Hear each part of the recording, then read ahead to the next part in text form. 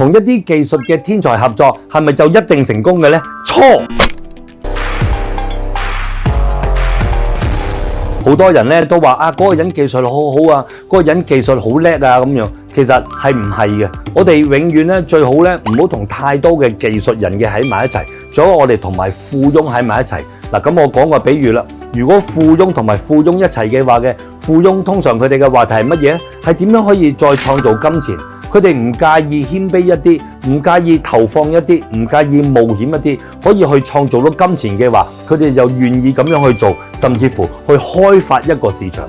但係兩個天才喺埋一齊就好唔同啦，因為技術嘅天才同技術嘅天才，佢哋兩個喺埋一齊，只不過去證明我嘅技術係比你叻，你嘅技術係比我渣嘅啫。